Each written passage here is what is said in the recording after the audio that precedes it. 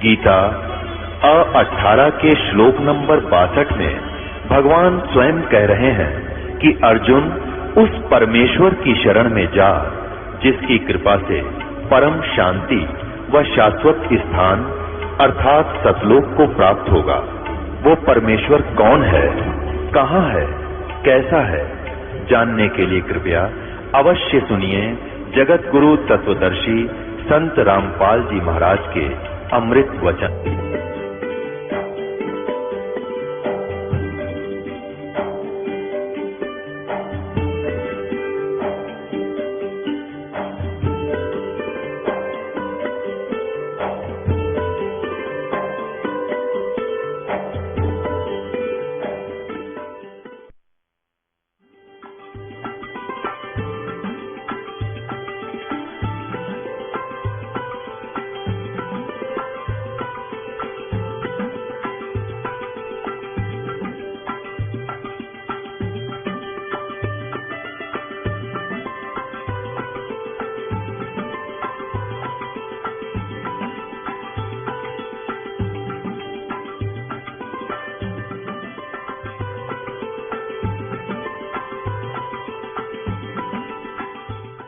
पूर्ण संत एक समय में एक ही होता है, उसको सतगुरु कहते हैं। सतगुरु का अर्थ होता है सच्चा ज्ञान मार्गदर्शक। अब सतगुरु की परिभाषा यदि आप समझाएंगे, बार बार समझा भी दिया है, अभी तो संक्षिप्त में बताएंगे कि सतगुरु वर्तमान में कोई नहीं है इस दास के अतिरिक्त। ये अभिमान ना समझना, ये सच्चाई है। सतगुरु का अर्थ होता है जो सच्चा ज्ञान दे। सतगुरु कोई अभिमान जनक शब्द नहीं है, ये सच्चा ज्ञान देने वाला ही सतगुरु कहलाने योग्य है। बाकी वैसे नकलियों को भी सतगुरु कहते रहो, वो सतगुरु नहीं है।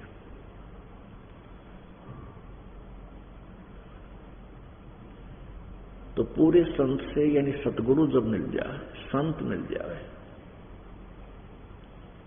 गीता जी अध्याय नंबर 4 के श्लोक नंबर 34 में कहा है कि उस ज्ञान को जो परमात्मा ने स्वयं आकर के अपने मुखारविंद से उच्चारित किया हुआ है, वो सच्चिदानंद घन की वाणी में जो गूढ़ रहस्य है, वो तत्व ज्ञान है। उस तत्व ज्ञान को गीता जी अध्याय नंबर 4 के श्लोक नंबर 32 और 34 में इन दोनों के अंदर ये निर्णायक ज्ञान दिया है कि उस तत्व ज्ञान को जो परमात्मा ने स्वयं आकर यहां बताया था, तत्वदर्शी संतों के पास जाकर समझ,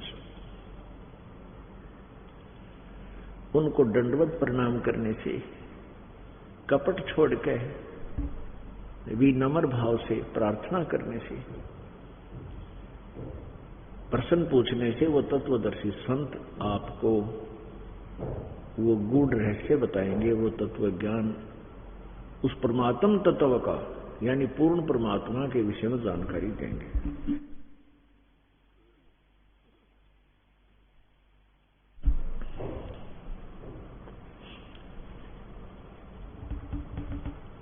कल क्या बताया था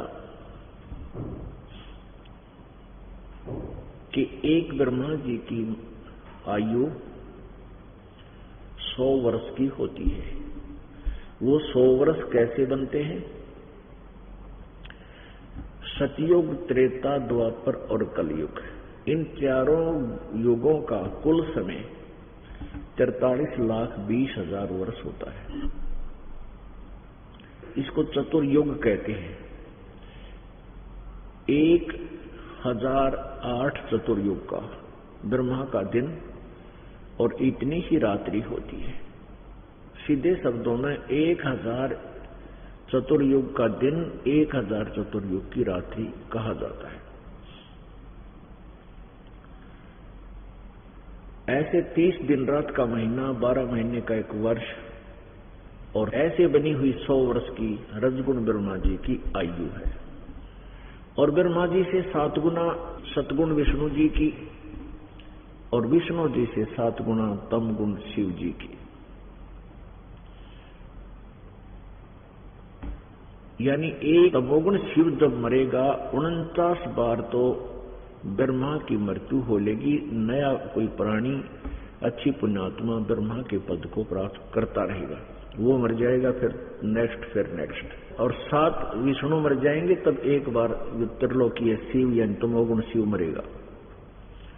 70,000 बार जब तमोगुण शिव की मृत्यु हो लेगी, तब एक ब्रह्मांड का विनाश होगा और ब्रह्मलोक में रहने वाला ये काल जो महाशिव रूप में रहता, इसकी मृत्यु होगी। तो इतने समय का एक युग होगा उस अक्षर ब्रह्म का, अक्षर ब्रह्म कहो चाहे उसको परब्रह्म कहो, उस परब्रह्म का। अब 70,000 बार त्रिलोकीय शिव अर्थात तमोगुण शिव मर लेगा, तब एक ब्रह्म मरेगा, एक ब्रह्म मरेगा, ये काल मरेगा, इसकी मृत्यु होगी। गीता जी अध्याय नंबर 4 के श्लोक नंबर 5 और 9 में, अध्याय नंबर 2 के श्लोक नंबर 12 में गीता ज्ञान ये ब्रह्म बोल रहा है श्री कृष्ण जी में प्रवेश करके भूत की तरह। ये कह रहा है कि मेरे और तेरे अर्जुन बहुत जन्म हो चुके हैं, तू नहीं जानता, मैं जानता हूं, आगे भी होंगे, पहले भी हो चुके। तो इससे सीधा ये भी मरता है, जन्म मृत्यु होती है। लेकिन ये क्या कहता है कि मेरे जन्म और कर्म अलौकिक हैं। ये क्या होता है कि यहां जब मर जाता है, एक ब्रह्मांड का विनाश हो जाता है, इसके पास 21 ब्रह्मांड हैं, तो इस सब प्राणियों को और स्वयं, सब प्राणी और स्वयं ये ऑटोमेटिकली दूसरे ब्रह्मांड में चले जाते हैं। इन सबका स्थूल शरीर नष्ट हो जाता है, दुर्गा का भी और इसका भी और हम सभी का। इनको परमात्मा ने ऐसा वर दे रखा है कि दुर्गा और इस काल का वहां एकदम युवा शरीर बन जाता है। उसके बाद फिर ये कुछ अपने वचन शक्ति से, कुछ मैथुन क्रिया से ये अपनी पुण्य सृष्टि एक ब्रह्मांड में रचते हैं। तो एक ब्रह्म की जो मृत्यु हुई वो युग हुआ किसका? परब्रह्म का। गीता जी अध्याय नंबर 15 के श्लोक नंबर 16 में 2 भगवान बताए हैं, 2 पुरुष, एक सरपुरुष एक अक्षर पुरुष। इस सरपुरुष की तो इतनी मृत्यु होगी 70,000 बार जब त्रिलोकीय शिव मर जाएगा तो एक सरपुरुष का नाश होगा। और ऐसे जो युग बनेगा, इस अक्षर पुरुष का एक युग बनेगा 70,000 बार एक त्रिलोकीय शिव मरे या एक बार युग ब्रह्म काल मरे। तो 1000 युग का इस अक्षर पुरुष का दिन इतनी ही रात्रि और 30 दिन रात का 1 महीना, 12 महीने का वर्ष, ऐसे बना हुआ 100 वर्ष की आयु इस अक्षर पुरुष की है। अपनात्मा यहां इसको अक्षर पुरुष इसीलिए कहा कि काफी ये चिर स्थायी है। इसलिए गीता जी अध्याय नंबर 15 के श्लोक नंबर 17 में ये लिखना पड़ा कि वो वास्तव में अविनाशी तो कोई और है, उत्तम पुरुष है तो अन्य है, परमात्मा इति उदारत है, ये लोग चरम आविश्य विवर्ती अवैश्वर है। वो वास्तव में श्रेष्ठ परमात्मा तो कोई और है जो तीनों लोकों में प्रवेश करके सबका धारण पोषण करता है, जो वास्तव में भगवान का कहा जाता है, और वो वास्तव में अविनाशी परमात्मा। अब इसके लिए थोड़ा सा डिफाइन करते हैं कि जैसे एक चाय पीने का सफेद सा प्याला होता है मिट्टी का, वो तो समझो क्षरपुरुष का स्थिति है, इसके लोकों की, इसके अंतर्गत प्राणियों की। अंडरस्टूड है कि एक बार पक्के फर्श पर गिर गया वो टुकड़े टुकड़े हो जाता है।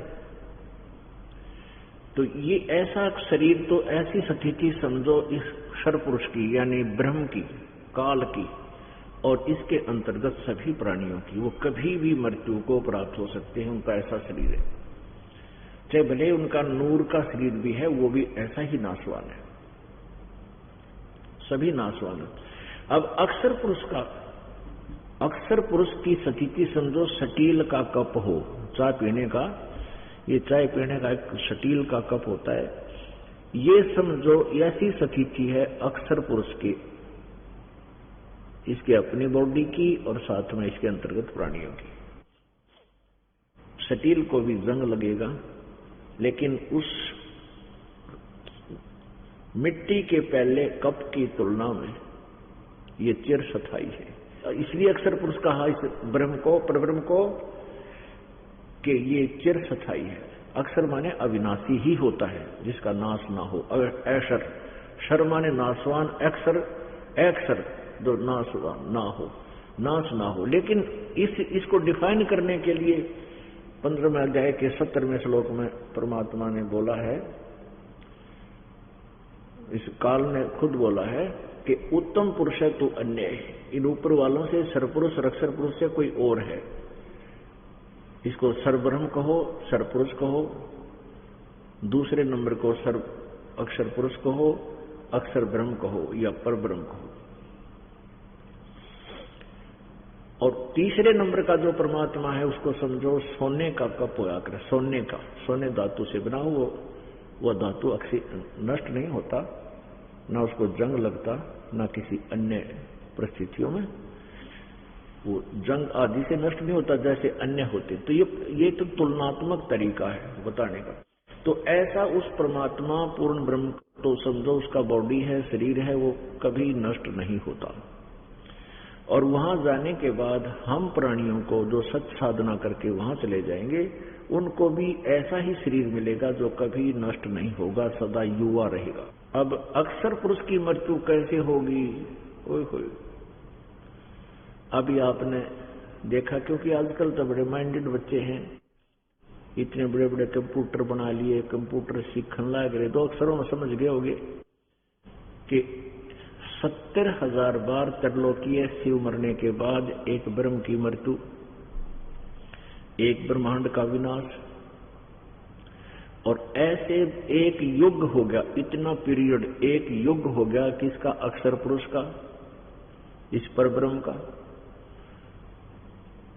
और 1000 युग, इसमें चतुर्युग नहीं है। ब्रह्मा जी की आयु की कैलकुलेशन में चतुर्युग बोला जाता है, आता है। इस अक्षर पुरुष की आयु की गणना में चतुर्युग नहीं, ओनली युग। गीता जी अध्याय नंबर 8 के श्लोक नंबर 17 में इसी के बारे में जानकारी है। अज्ञानी अनुवादकर्ताओं ने वहां ब्रह्मा का तो आयु लिख दिया, चतुर्युग अपनी तरफ से लिख दिया, जबकि मूल संस्कृत में चतुर्युग नहीं है। मूल भाषा में चतुर्युग नहीं, ओनली युग है। अब ऐसे 1000 युग का दिन, इतनी ही रात्रि, 30 दिन रात का अक्षर पुरुष का महीना, 12 महीने का एक वर्ष और 100 वर्ष की इस अक्षर पुरुष की आयु, और फिर भी मृत्यु। तो पुण्यात्माओं, इसके विषय में क्या बताया है?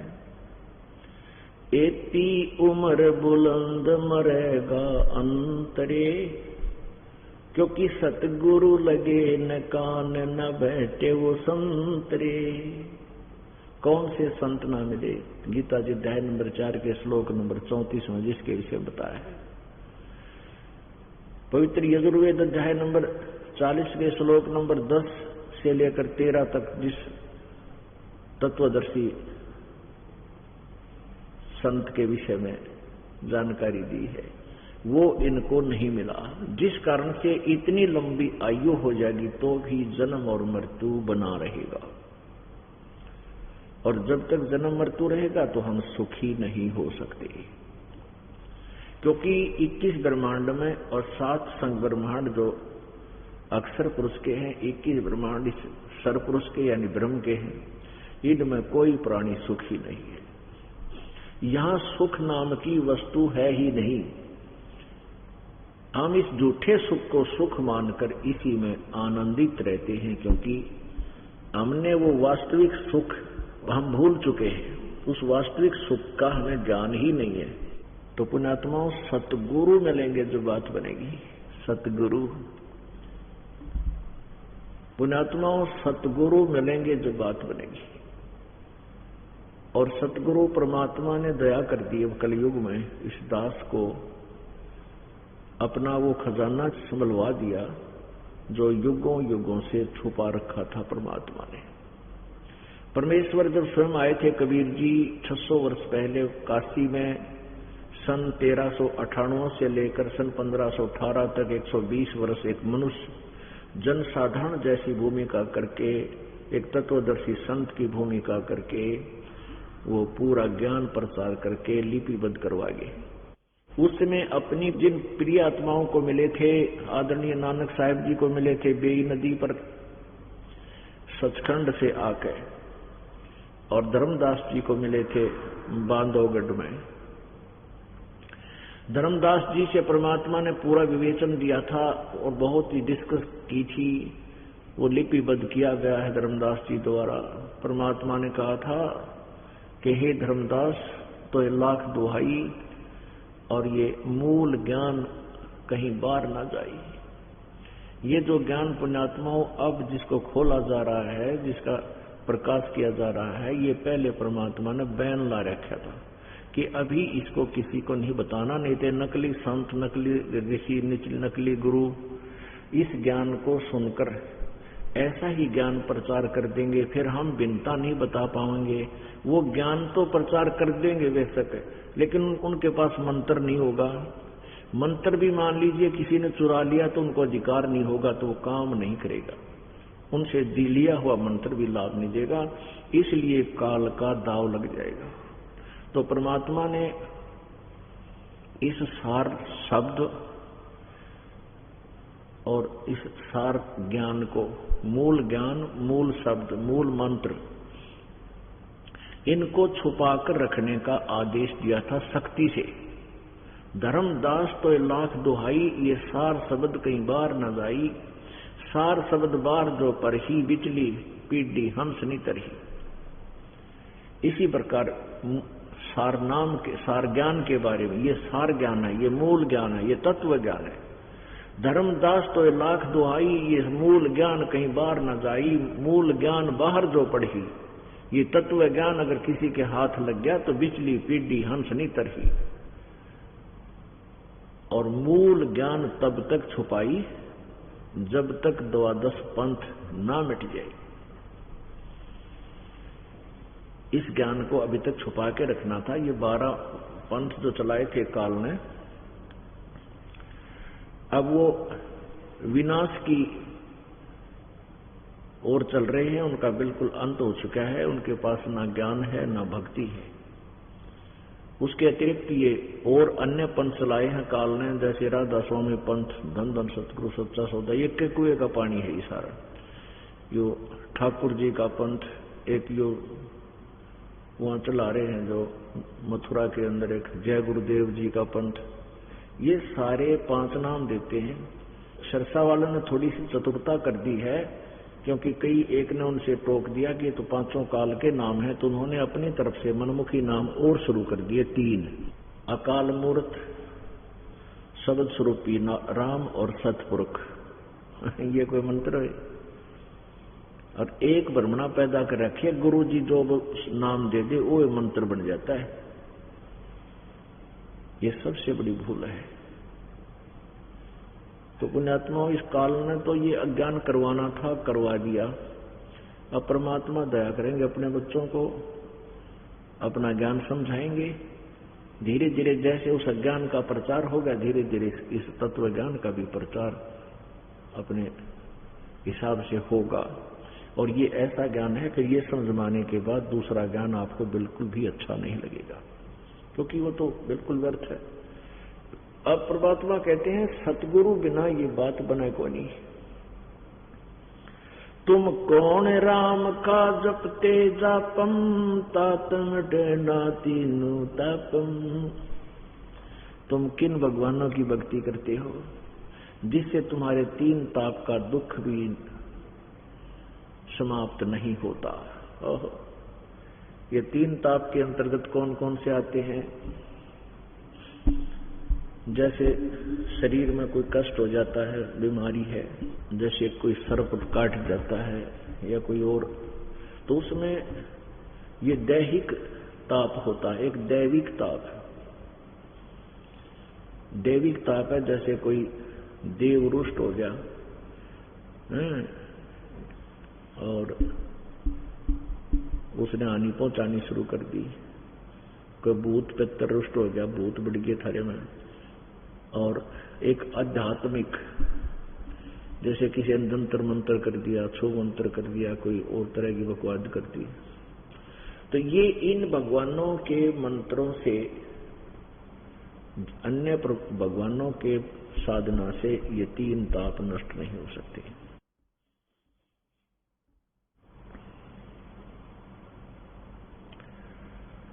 पुण्यात्माओं, विचार करने की बात है। नारद जी ने भगवान विष्णु जी को श्राप दिया था। किस समय? अब नारद जी के मन में एक अभिमान हो गया था। वो कुछ दिन जंगल में रह करके साधना करके आया था, और उसने ये कह दिया था अपने पिता ब्रह्मा जी को कि पिताजी, मैं अब इस भ्रम जाल में फंसू नहीं, और मैंने अपने मन पर काबू पा लिया है, मैंने कंट्रोल कर लिया है, मैंने अपनी इंद्रियों पर काबू पा लिया है, मेरे अंदर कोई विकार रहा नहीं, कोई वासना शेष नहीं है। तो ब्रह्मा जी ने कहा, बेटा मेरे, वो तो अच्छी बात है, साधु संत फकीरों का यही कार्य होता है, पर ये तो किसी और का आगे मत बताना, अपनी वस्तु को गुप्त रखा करते हैं। और कहा कि विशेषकर आप विष्णु जी से मत कहना। अब नारद जी ने सोचा, पिताजी तो वैसे ही कह रहे हैं, जब मैंने उपलब्धि हुई है तो उसका डंडोरा पीटूंगा, मैं तो सबको बताऊंगा। विष्णु जी के पास गया, और बालक की एक खास बात वो है, जिस वस्तु ने नो कहना इसने मत छेड़िए, उसने जरूर छेड़ेगा पाछे से, यह आदत खराब होती है। तो विष्णु जी के पास गया, विष्णु जी से कहा कुशल मंगल हुई। फिर उन तो वही उस उद्देश्य से गया था, जाते ही कहा कि भगवान मैंने अपने मन को काबू कर लिया, अपने इंद्रियों को कंट्रोल कर लिया, अब मेरे में वासना शेष नहीं रही, मैं बहुत कठिन तप करके आया हूं। विष्णु जी बोले, बेटा बहुत अच्छी बात है ऋषि जी, साधु संतों का यही काम होता है। अब विष्णु जी के अंदर काल प्रवेश कर गया। यू काल जो है, यू सारा खेल खेल रहा है।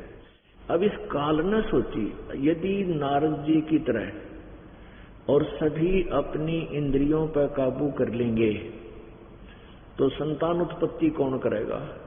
मुझे खाने के लिए कहां से आएगा आहार? 1 लाख मनुष्य। तो इसने विष्णु जी के मन का रिमोट ऑन कर दिया, विष्णु जी के मन में पैदा कर दिया कि ये तो भाई अंडी पाक गया नारद जी, अभिमान हो गया, इसका अभिमान तोड़ना चाहिए। अब नारद जी विष्णु जी से मिलकर आ रहा था, रास्ते में एक मायावी नगरी बना दी, माया की नगरी रच दी काल भगवान ने। और वहां जब ये ब्याह जो है, ये सरदर्द है, इसने इतना काम बिगाड़ रखा है। ये पहले से बिजली गिरी हुई है। शादी, राजा के लड़की की शादी का स्वयंवर, राजा की लड़की का स्वयंवर, स्वयंवर का अर्थ होता था वो अपने आप अपनी मर्जी का पति चुना करती थी। तो उसमें दूर दूर के नरेश राजा लोग आया करते थे।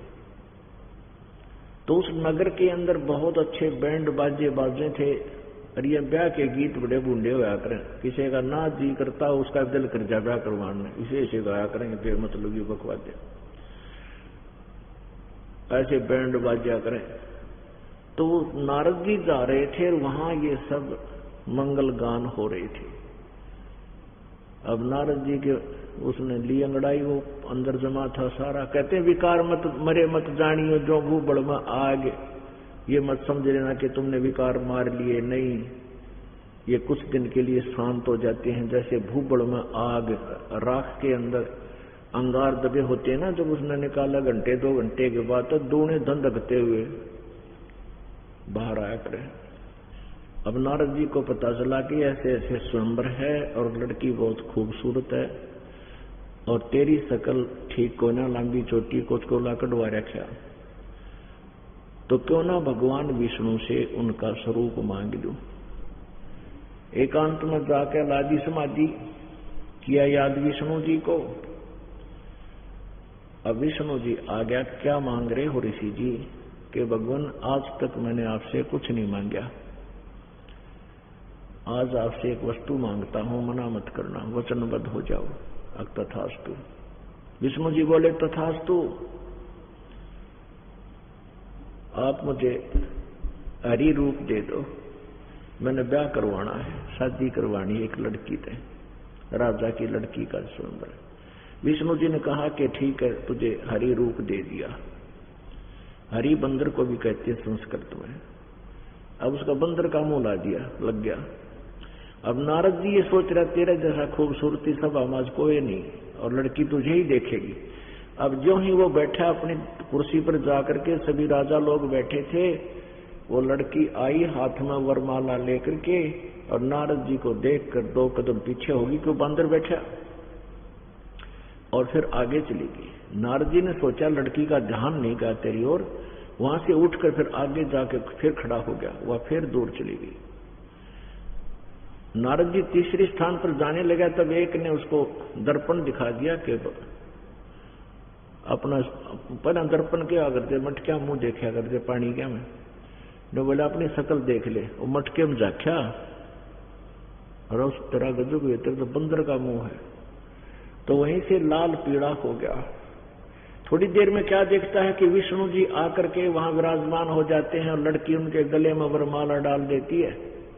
वो तो उनकी चाल थी सारी। अब नारद जी ने श्राप दे दिया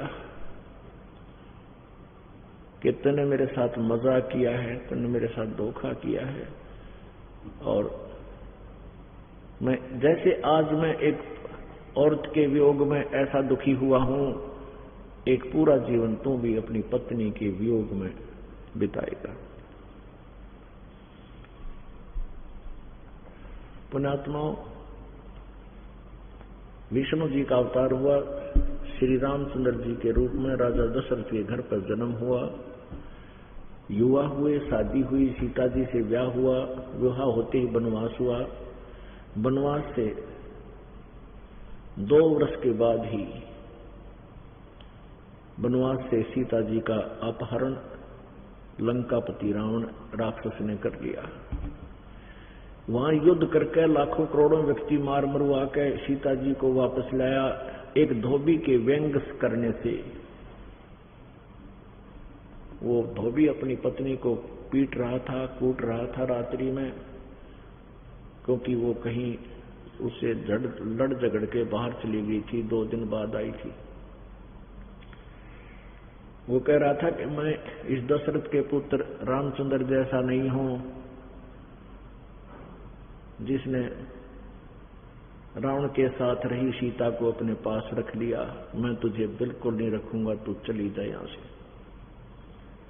तू एक रात कहां रह के आई? वो अपने घर चली गई और कित कुआं पड़े थी, पर वो व्यंग उसको लाग गया रामचंद्र जी के। उसने आते ही अपनी पत्नी को घर से निकाल दिया, सीता जी को, जो गर्भवती थी। अपने आत्माओं, इन चरित्रों को, यदि इन भगवान वाले चरित्रों को हम अप्लाई करें, एक दिन भी ना जी सकते, आग लग जाए पूरे समाज में। और इन नाम भगवान मान्या करते। ये तो काल के रिमोट से चल रहे थे और पूर्व निर्धारित 2 संस्कार इनका वो भोग रहे थे।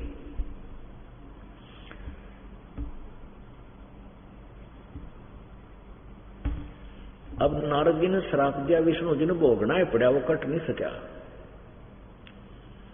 फिर श्री रामचंद्र रूप में बाली मारा था सुग्रीव का भाई रामचंद्र जी ने। श्री कृष्ण रूप में वो भी बदला, इसने देना पड़ा। वो बाली वाली आत्मा तो बनी एक शिकारी, और श्री राम यानी विष्णु वाली आत्मा बनी श्री कृष्ण जी, और वहां उनके पैर में तीर मार के उनका वध किया। किसने? उस बाली वाली आत्मा शिकारी ने, यानी अपना बदला टेट फॉर टेट पूरा किया।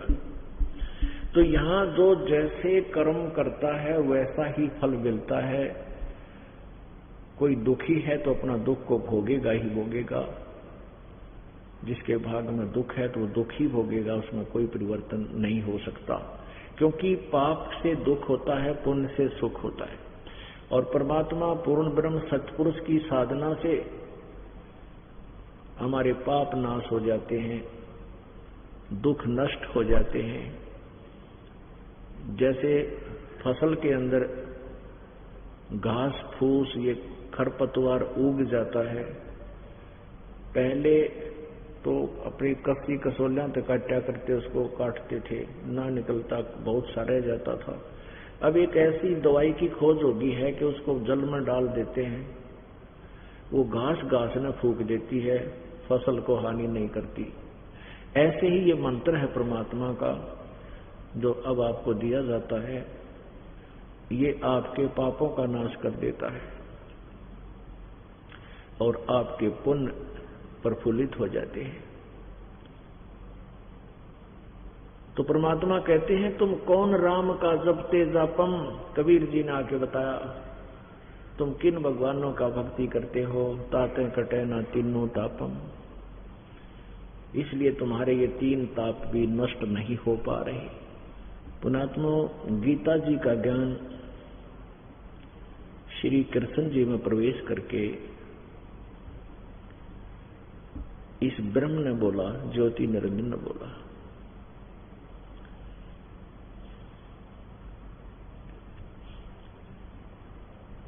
इसके विषय में थोड़ी सी जानकारी आपको देंगे, काफी दिन हो गए ये विचार दिए। पुण्यात्मा श्री कृष्ण जी पांडवों का रिश्तेदार था, क्योंकि श्री कृष्ण जी की बहन सुभद्रा श्री अर्जुन की ब्याही हुई थी। उधर से पांडव और कौरवों का आपस में भाई बंटवारे पर मन मुटाव हो गया। तो रिश्तेदार आते हैं, दो भाइयों का कहीं झगड़ा भी हो जाए किसी बात पे, तो उसको रिश्तेदार आकर के सुलटाते हैं। इसी वजह से भगवान श्री कृष्ण जी 3 बार गए थे शांति दूत बनकर, उनको समझाया करते थे भाई झगड़ा अच्छी बात नहीं, तुम भाई भाई हो, अपना थोड़ा बहुत घाटा बाधा करके और फैसला कर लो। नौबत यहां तक आ गई कि दोनों पक्ष कोई भी पीछे हटने को तैयार नहीं था और सबने अपनी सेनाएं भी बांट ली।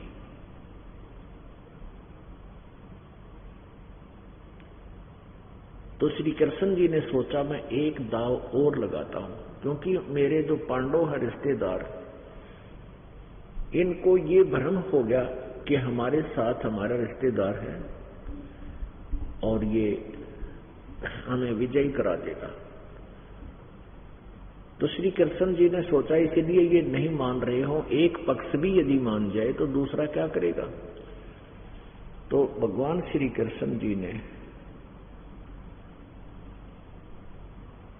पांडव से सबको कहा कि भी मैं, एक तरफ तो मेरी सेना होगी, एक तरफ मैं होऊंगा, एक तरफ मेरी सेना होगी, एक तरफ मैं होऊंगा और मैं हथियार भी नहीं उठाऊंगा। तो पांडवों के पैरों के तले की जमीन खिसकी कि अब तुम्हारी हार निश्चित है। इसलिए पांडवों ने कहा प्रभु हमें 5 गांव दिला दो, हम झगड़ा नहीं, लड़ाई नहीं करेंगे, युद्ध नहीं करेंगे। श्री कृष्ण जी ने सोचा बात बनेगी। वो पांडव कौरवों की सभा में गया, कौरवों को समझाने लगा कि दुर्योधन उनको 5 गांव दे दो, और वो कहते हम युद्ध नहीं करेंगे, हम एकांत में अपना टाइम पास कर लेंगे। अब कहते हैं विनाश काले विप्रताबु जी, दुर्योधन कहने लगा उनके लिए तो सुई के नोक टिके इतनी भी पृथ्वी नहीं है, यदि उन्होंने राज्य चाहिए तो युद्ध करके ले सकते हैं। इस बात से श्री कृष्ण जी घड़े नाराज हो गए और कहने लगे दुर्बुद्धि प्राणी, कहाँ तो आधा राज्य और कहाँ 5 गांव। तेरी बुद्धि भ्रष्ट होगी है दुर्योधन, तो इंसान नहीं शैतान है। अब राजा में अभिमान बहुत होता है, ये शब्द राजा नहीं सहन कर सकता। दुर्योधन कहने लगा कि तेरी कैसे हिम्मत पड़गी मुझे शैतान कहने की, तू मुझे कौन होता है शिक्षा देने वाला। अपने भाइयों से 101 थे वो कुल मिला के दुर्योधन, और साथ में योद्धा खड़े थे और भी। कहा कि इस कृष्ण को पकड़ के जेल में ठोक दो। जो ही वो योद्धा लोग उठे श्री कृष्ण जी को पकड़ने के लिए, तो भगवान श्री कृष्ण जी ने अपना विराट रूप उनको दिखाया। उस विराट रूप की चमक से उनकी आंखें चौंधिया गई, डर के मारे वो इधर उधर छिप खिसक गए, आंखें बंद करके नीचे को पड़ गए, जैसे वेल्डिंग सेट की एकदम चमक लगा करे। आंखें फिर दोबारा 2-3 बार देख ले, फिर देख नहीं सकती, वो कंडेम हो जाती, ऐसी स्थिति होगी उनकी। तो श्री कृष्ण जी वहां से निकल आए। अब ये याद रखना कि श्री कृष्ण जी ने कौरों की सभा में अपना विराट रूप दिखा दिया। अब गीता बोलते समय गीता ज्ञानदाता ये काल बोल रहा है। गीता जी 11वें अध्याय के 47-48 श्लोक में कहता है कि अर्जुन ये है मेरा वास्तविक काल रूप, विराट रूप। और इसको न तो वेदों में वर्णित विधि से, न किसी जप से, न तप से, न किसी यज्ञ से, किसी क्रिया से कोई नहीं दे। तेरे अतिरिक्त पहले कोई ना देख सका और न आगे देख सकता। पहले किसी ने नहीं देखा इसको। तो इससे सिद्ध है कि कौरव की सभा में श्री कृष्ण तो अपना विराट रूप दिखा चुके थे। अब गीता जी का ज्ञान श्री कृष्ण नहीं दे रहे थे। एक पॉइंट ये कंसेप्ट क्लियर हुआ। अब जो ही युद्ध के मैदान में चले गए, आमने सामने सेनाएं खड़ी हैं।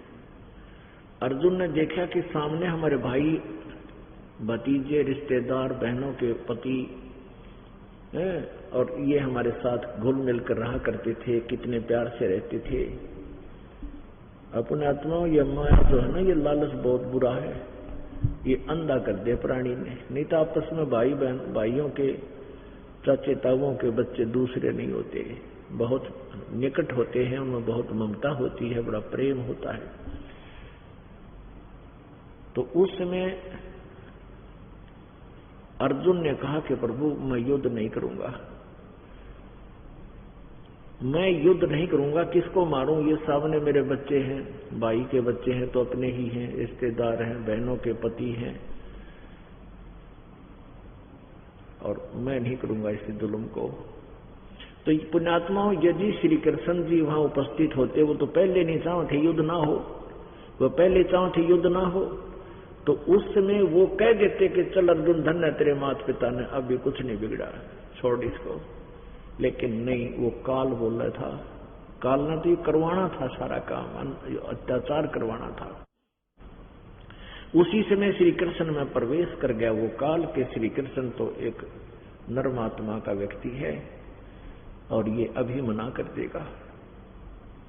ये ऐसे प्रवेश करके इसने जुल्म किया। अब ये प्रवेश कर जाता है एक दूसरे के शरीर में, ये काल, इसका प्रमाण अब फिर दिखाना आवश्यक है, क्योंकि ये ऐसा ज्ञान है जो तत्व ज्ञान है, यथार्थ ज्ञान है। और हमने जो पहले ज्ञान सुन रखा था वो यूजलेस लोक वेद दंत कथा सुन रखी थी। तो उस दंत कथा को हम सच मान बैठे थे, उसमें हमें नो ऑब्जेक्शन हो चुका था। अब इस सत्य ज्ञान को हृदय में समाने के लिए प्रमाणों की आवश्यकता पड़ेगी, तब ये गले उतरेगा अपने। ये देखिएगा श्री विष्णु पुराण,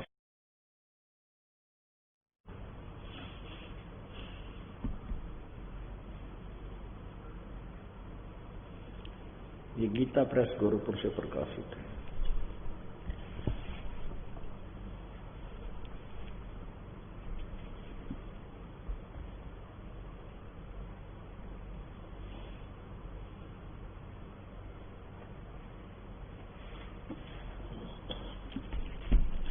ये देखिएगा श्री श्री विष्णु पुराण,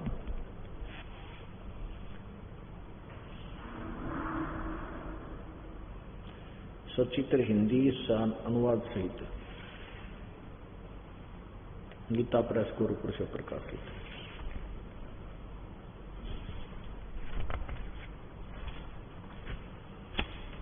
श्री विष्णु पुराण, अनुवादक है श्री मणिलाल गुप्त। ये कहां से छपी है? गीता प्रेस गोरखपुर से, और प्रकाशक भी यही है।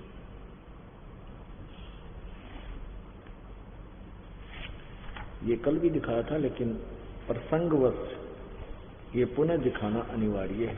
ये देखिएगा,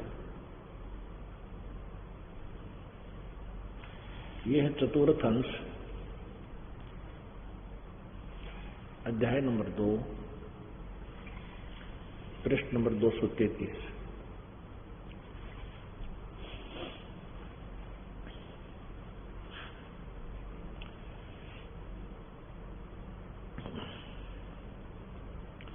पूर्व काल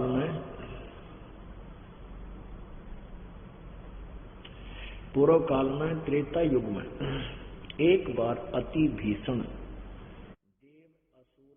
देवासुर संग्राम हुआ। देवताओं और असुरों का, राक्षसों का। उसमें महाबलवान दैत्य गण से पराजित हुए। देवताओं ने भगवान विष्णु की आराधना की। तब आदि अंत शून्य अशेष जगत प्रतिपालक श्री नारायण ने देवताओं से प्रसन्न होकर कहा, आप लोगों को जो कुछ अभिष्ट है वह मैंने जान लिया है। उसके विषय में यह बात सुनिए। राजऋषि ससाद का जो पुरंजय नामक पुत्र है, उस अक्षत्रिय श्रेष्ठ के शरीर में मैं अंश मात्र से स्वयं अवतीर्ण होकर, यानी उसमें प्रवेश करूंगा कुछ समय के लिए भूत की तरह, उन संपूर्ण दैत्यों का नाश करूंगा। तुम लोग पुरंजय को दैत्यों के वध के लिए तैयार करो, यानी उसने श्रृंगार के लाओ युद्ध में, फिर मैं उसमें बढ़ जाऊंगा भूत की तरह, फिर मैं मार दूंगा। अपने आत्मा यह एक विचारणीय बात है कि जैसे ये काल कैसे छल करता है। ये देवता लोग विष्णु जी की आराधना करने लगते हैं, तो ये विष्णु रूप में प्रकट हो जाता है। तो ये साधक समझते हैं कि ये वही विष्णु है जो सतो गुण वाला है। नहीं, ये काल था। और ये कहता पुरंजय के शरीर में प्रवेश करके राक्षसों को पराजित कर दिया, उसमें भूत की तरह। आगे देखो, अब 242 पृष्ठ पे ये चतुर्थ अंश, अध्याय नंबर 3, श्री विष्णु पुराण, पृष्ठ 242, या नीचे देखो, तीसरा अध्याय। पूर्व काल में मोनेय नामक 6 करोड़ गंधर्व रहते थे। उन्होंने समस्त नाग कुल के प्रधान रत्न और अधिकार छीन लिए थे। गंधर्वों के पराक्रम से अपमानित उन नागेश्वरों द्वारा स्तुति किए जाने पर उसके श्रवण करने से जिनकी विकसित कमल सदृश आंखें खुल गई हैं, निद्रा के अंत में जागे हुए उन जलाशयी भगवान सर्वदेवेश्वर को प्रणाम कर उनसे नागगण ने कहा,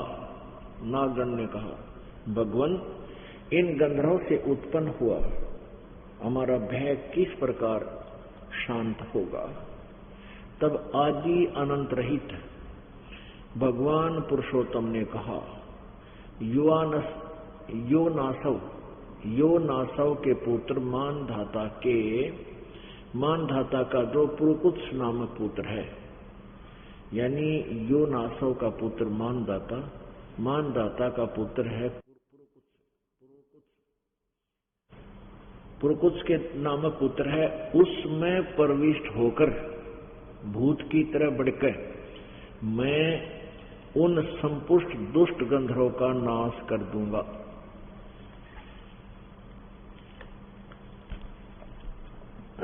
अब कंसेप्ट क्लियर हो गया कि यो काल ऐसे प्रवेश करके अपनी लीला कर जाता है, किसी का समझ में नहीं आती। जो किसी अपराक्रम नाम हो जाता उस व्यक्ति का, किसने ऐसा कर दिया, इसने ऐसा कर दिया, और वो कर जाता है काल। तो ऐसे ही श्री कृष्ण में प्रवेश करके गीता जी का ज्ञान देने लग गया। अर्जुन ने सोचा भी ये तो नहीं मान रहा है, भगवान पहले तो यूं कहता था झगड़ा नहीं करना चाहिए, बहुत बुरी बात होती है, ना जाने कौन मरे कौन जीवे, फिर राज कौन करेगा। और आज मैं मना कर रहा हूं, ये मान नहीं रहा कि क्या चक्कर है। तो अर्जुन ने यहां तक कह दिया कि भगवान इस युद्ध करके इस राज को भोगने से अच्छा तो हम भिक्षा का अन्न मांग कर खा लेंगे, हम ये अत्याचार नहीं करेंगे। लेकिन काल तक दया थोड़ी है, इसका रहम नहीं है। इसने फिर ऐसे अर्जुन ने फिर ज्ञान में उलझा दिया कि आप एक तरफ तो कहते हो कि ज्ञान श्रेष्ठ है, एक तरफ कहते हो तुम कर्म श्रेष्ठ है। तो भगवान मन तुम ज्ञान ने क्यों ना बता दो, मैं अपना कल्याण करवा लूं, इस कर्म इस ऐसे गंदे कर्म में क्यों लगा रहे हो मुझे।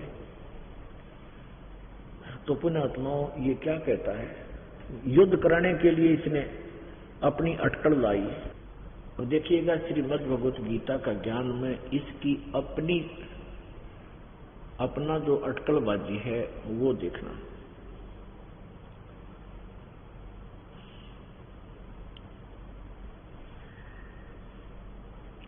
श्रीमद् भगवत गीता, गीता प्रेस गोरखपुर से प्रकाशित है, जयदाल गोविंद का इसके अनुवादक है।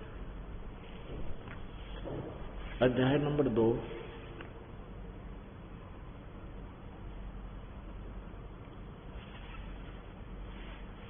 श्लोक नंबर 38 में ये क्या कहता है गीता ज्ञानदाता काल कि जय पराजय लाभ हानि सुख दुख को समान समझकर उसके बाद युद्ध के लिए तैयार हो जा। इस प्रकार युद्ध करने से तू पाप को नहीं प्राप्त होगा, यानी तेरे को पाप नहीं लगेगा। और 38 में क्या कह रहा है, लाभ हानि बता रहा है लड़ाने के लिए। 37 में क्या कह रहा है, कहता है कि या तो तू युद्ध में मारा जाकर स्वर्ग को प्राप्त होगा, अथवा संग्राम में जीत कर पृथ्वी का राज भोगेगा। इस कारण है अर्जुन युद्ध के लिए निश्चय करके खड़ा हो जा। अब गीता जी में ये ऐसा ज्ञान है, ये काल का अपना अड़ाया हुआ डंगा है, और बाकी शेष इसने वेदों वाला ज्ञान दिया है। अब यहाँ एक तरफ तो कह रहा है कि भाई लाभ हानि ने भूल के जय पराजय की तो चिंता ना कर, जीत हो चाहे हार, इसलिए युद्ध कर ले, इसलिए तो पाप को प्राप्त नहीं होगा। और फिर लाभ हानि आप बता रहा है कि यदि युद्ध में मारा गया तो स्वर्ग में जाएगा, और युद्ध जीत गया तो पृथ्वी का राज भोगेगा। बता इसके तो इस आगे चल के हम आपको इसके एक कंसेप्ट क्लियर करना चाहते हैं कि एक समय जब ये पूरा ज्ञान इस काल में दे दिया, अपन आत्मा एक प्रसंग और आता है बीच में कि ये कहते हैं कि अर्जुन अक्षत्रिय धर्म को भूल गया था, और यदि अक्षत्रिय अपने धर्म को भूल जाते तो फिर सृष्टि में जो है स्थिति ठीक नहीं रहती। अर्जुन को अक्षत्रिय धर्म बनाए रखने के लिए युद्ध करवा दिया है, तेरा गजब। अब भगवान श्री कृष्ण भी अक्षत्रिय थे। जब काल्यवन ने मथुरा पर चढ़ाई की, ये मथुरा का शासक था, क्योंकि कंस की मृत्यु के बाद कंस ने अपने पिता को भी कैद कर रखा था। तो राजा अग्रसेन जी ने राजा उग्रसेन जी ने अपने भांजे को, अपने दोते को ये बागडोर संभाल दी थी, बेटा तू संभाल इस मथुरा के शासन को। तो उसी समय काल्यवन ने आक्रमण कर दिया 18 करोड़ सेना लेकर। अब श्री कृष्ण जी ने सोचा जब युद्ध करेंगे तो बहुत घने व्यक्ति मारे जाएंगे, और उससे कुछ दिन पहले नारद जी ने आकर श्री कृष्ण जी से बता दिया था कि यहाँ एक गुफा है, उस गुफा में एक मुचकंद नाम का एक राक्षस राजा है, वो 6 महीने तो युद्ध करता है और 6 महीने सोता है, उसकी ऐसी सिद्धि प्राप्त है। जब वो सो रहा होता है, यदि उस दौरान उसको कोई छेड़ दे, कच्ची नींद उठा दे, बीच में डिस्टर्ब कर दे, तो उसकी आंखों से अग्नि बाण छूटते हैं, जो भी सामने खड़ा होता है उनको भस्म कर देता है, मार डालता है।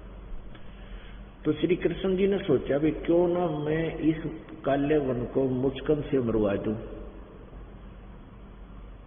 राजा की मृत्यु हो जाती थी तो युद्ध नहीं करते थे, हार मानकर चले जाते थे। तो श्री कृष्ण जी ने पहले तो ललकारा उस काल्यवन को, क्या मेरे साथ युद्ध कर। काल्यवन जो ही अपने रथ से नीचे उतरा, श्री कृष्ण जी भाग लिए, रण छोड़कर भाग गए। अब श्री कृष्ण जी युद्ध छोड़कर भाग गए, रण छोड़कर भाग गए, और काल्यवन पीछे पीछे, श्री कृष्ण जी आगे आगे। तो श्री कृष्ण जी उस गुफा में प्रवेश कर गए, गहरे चले गए जहां वो मुचकंद सोया था, और अपना जो कपड़ा था पीले रंग का पीतांबर, वो मुचकंद के ऊपर डाल दिया, उड़ा दिया, और आप आगे गहरे चले गए। काल्यवन भागा भागा आया, उसने देखा कि डर के मारा यहां छुप गया, कपड़े की पहचान कर ली, पकड़ कर टांग और मरोड़ दिया काल्यवन ने, किसको, मुचकंद को, कृष्ण जी मानकर। और जो ही मुचकंद की निंद्रा भंग हुई, आंखों से अग्नि बाण छूटे और काल्यवन मर गया। अपने आत्माओं, यदि ये कहें कि श्री कृष्ण अर्जुन को क्षत्रिय धर्म की का पाठ पढ़ाना चाहा था, यह भी गलत है, क्योंकि उसमें क्षत्रिय रण छोड़कर भाग गया और उसको रणछोड़ नाम से, भगवान के नाम से जाने लगा। बोलो रणछोड़ भगवान की जय। अरे थरा गजब भैया, तुम जय बोलो, बेइज्जती करो उसकी, न को बोलो रणछोड़ भगवान की जय। रणछोड़ तो कायर ने कहा करें, अब कायर भाज गया, डरपोक, इसका मतलब डरपोक भगवान की जय। अब ऐसे हमें मूर्ख बना रखा था इन नकली संतों ने, पता नहीं के नारे लुआया करते हमारे थे।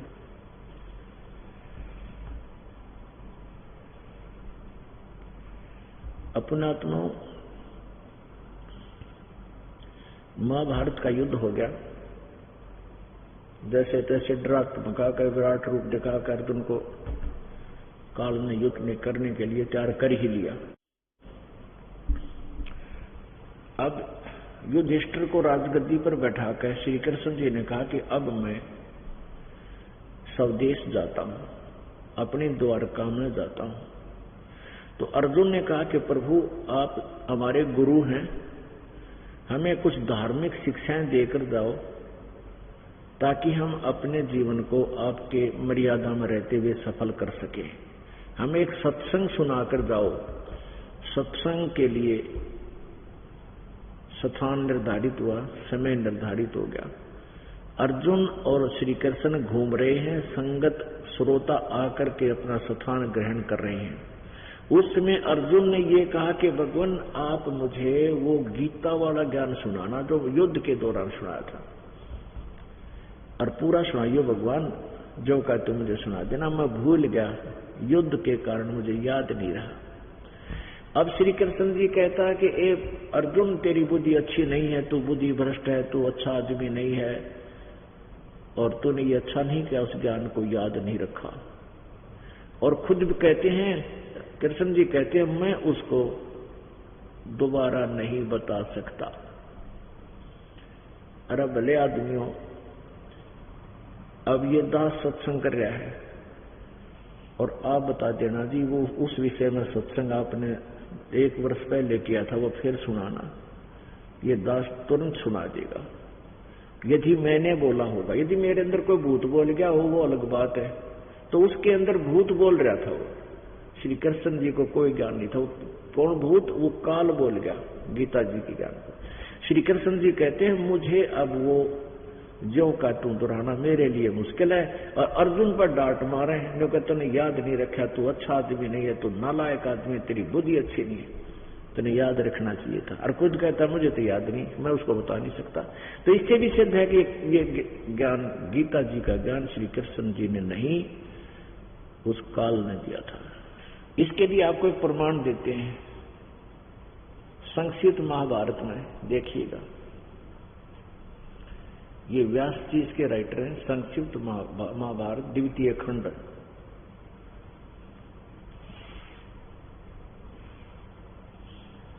गीता प्रेस गोरखपुर।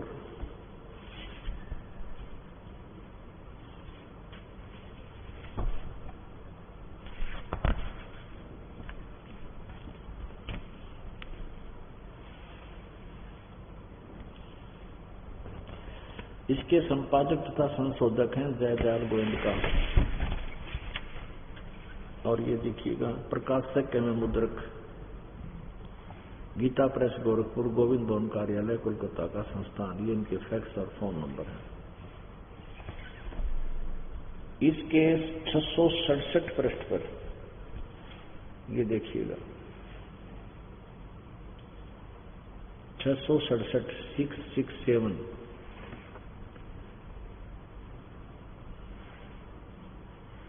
श्री कृष्ण का अर्जुन से सिद्ध महर्षि और कश्यप का संवाद।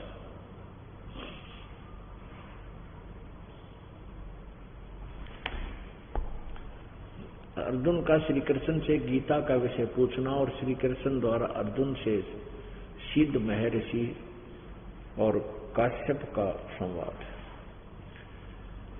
जन्मेजय ने पूछा ब्रह्मन वैशंपायन से, शत्रुओं का नाश हो जाने के बाद जब महात्मा श्री कृष्ण और अर्जुन सभा में बैठकर वार्तालाप कर रहे थे, उसमें उनमें क्या क्या बातचीत हुई?